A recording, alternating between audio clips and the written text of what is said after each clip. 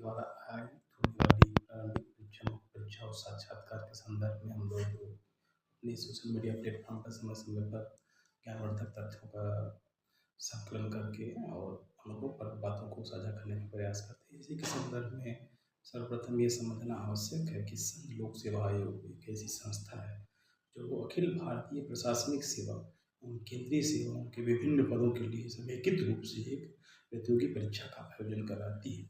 इसी में सम्मिलित जो आपकी सिविल सेवा परीक्षा है वो अखिल भारतीय सेवा और केंद्रीय सेवाओं के विभिन्न उच्च स्तरीय पदों के लिए परीक्षा का आयोजन कराती है और चयन के उपरांत एक सूची जारी कर आईएएस, आईपीएस, आईएफएस और अन्य केंद्रीय सेवाओं के लिए एक चयनित छात्र छात्राओं की सूची जारी करती है, मेधावी छात्रों की सूची जारी करती है।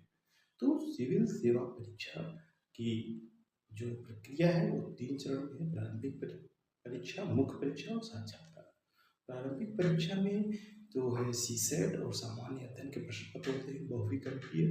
सीसेट जो है वो 2.5 मार्क्स के क्वेश्चन होते हैं और उसमें प्रश्नों की संख्या जो है वो 80 होती है और सामान्य अध्ययन के 100 प्रश्न बताते हैं। 100 क्वेश्चन से 2 अंक के होते हैं।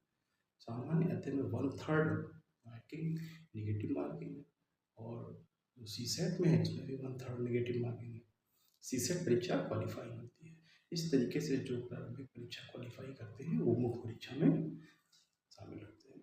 मुख्य परीक्षा के लिए विस्तृत चर्चा हम लोग आगामी उसमें करेंगे। प्रारंभिक परीक्षा के लिए जो पैटर्न है वो पुराने प्रश्न पत्रों को देख करके उसको आकलित किया जा सकता है किस तरीके से प्रश्न आते हैं। तो प्रारंभिक परीक्षा, मुख्य परीक्षा और साक्षात्कार 3 चरण में सिविल सेवा परीक्षा आयोजित होती है।